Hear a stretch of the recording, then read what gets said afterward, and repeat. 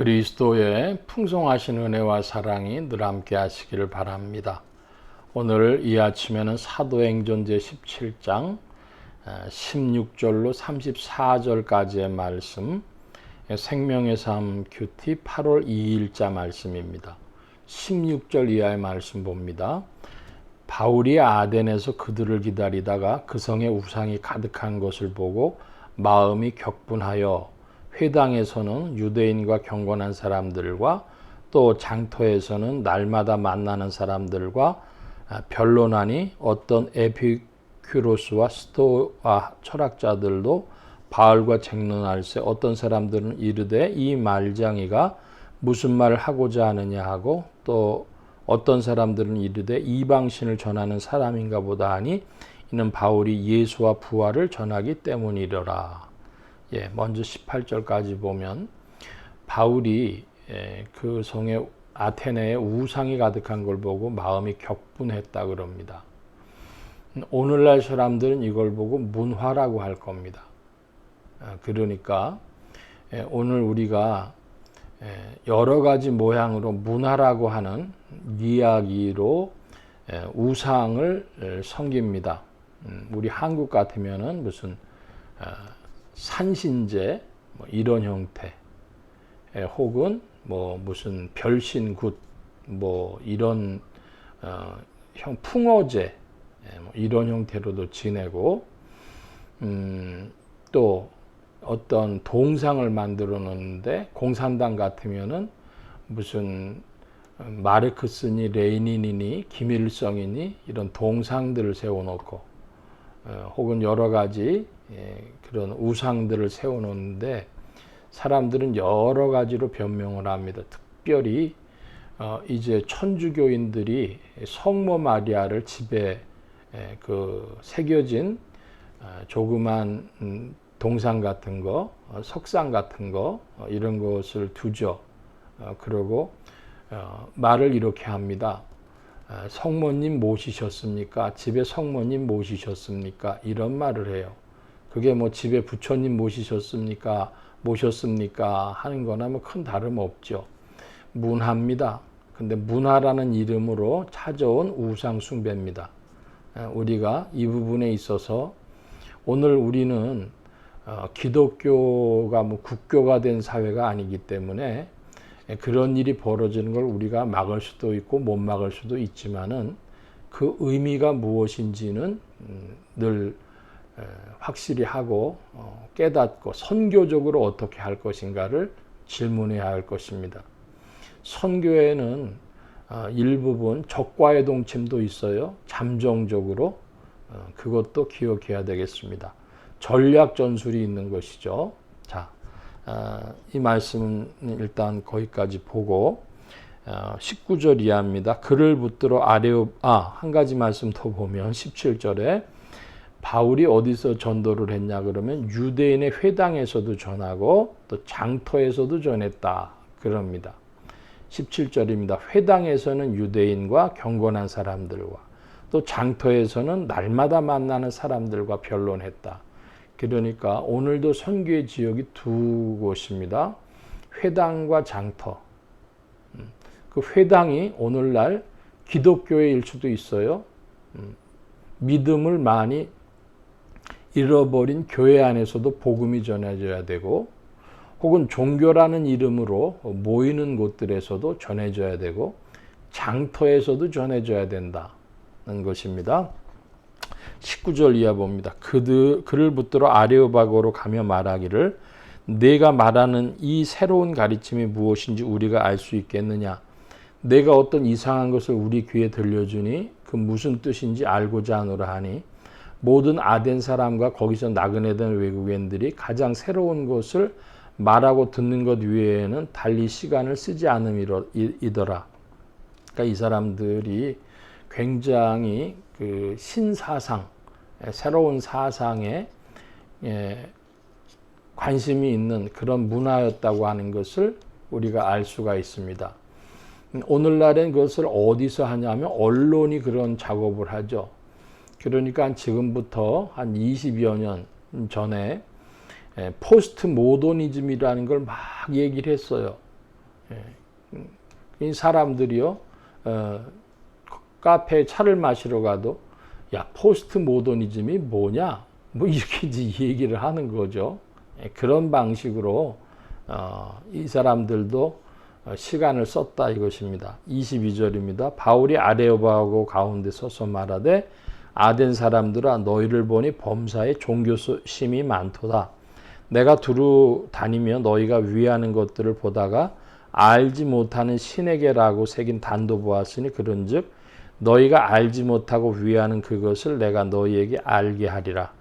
우주와 그 가운데 있는 만물을 지으신 하나님께서는 천지의 주제시니 손으로 지은 전에 계시지 아니하시고 또 무엇이 부족한 것처럼 사람의 손으로 섬김을 받으시는 것이 아니니 이는 만민에게 생명과 호흡과 만물을 친히 주시는 이심이라.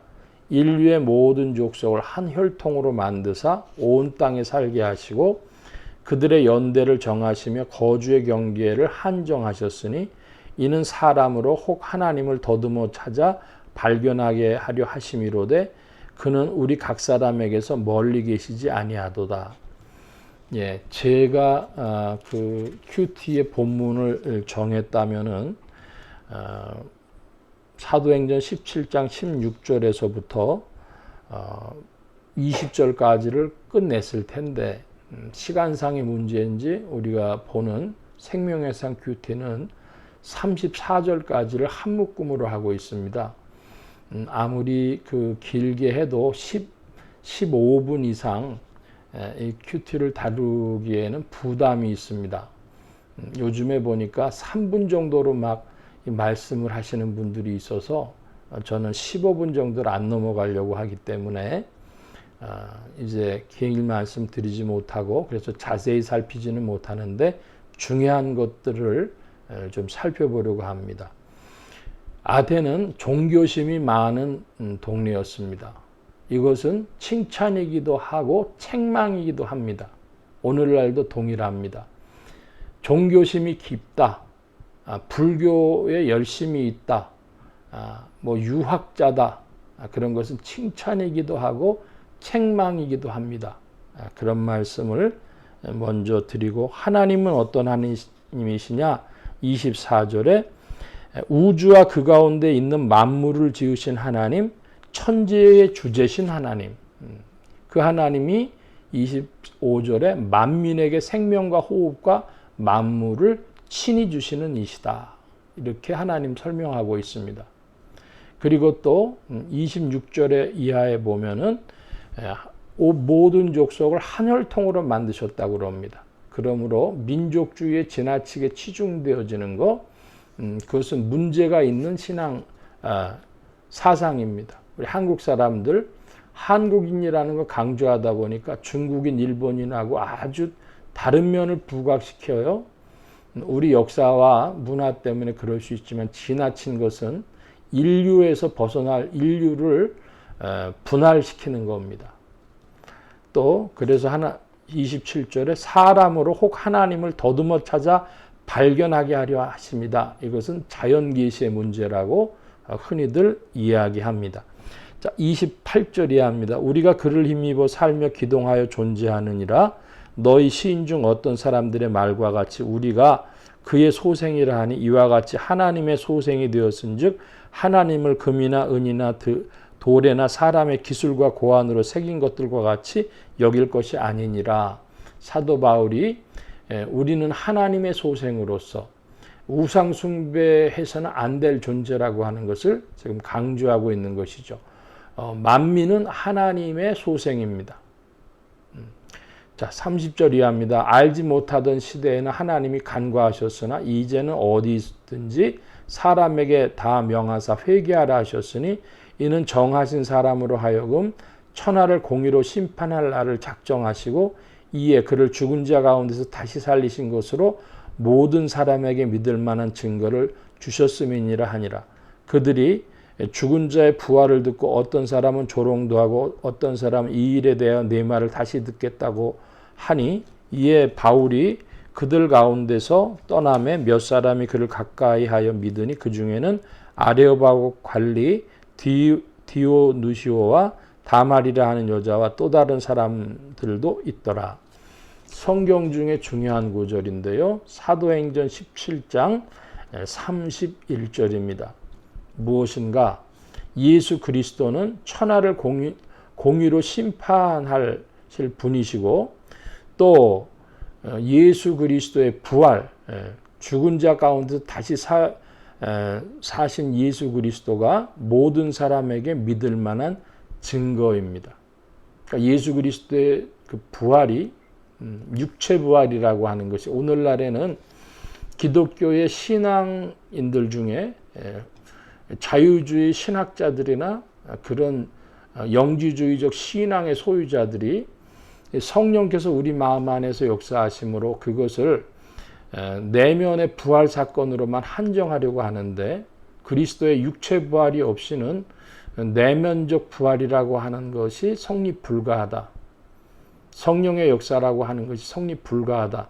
그 말씀을 드립니다. 모든 사람에게 믿을 만한 증거이기 때문에 불신자들도 이 부활 사건에 참여하려고 하면 그것은 육체 부활을 전제하는 것입니다.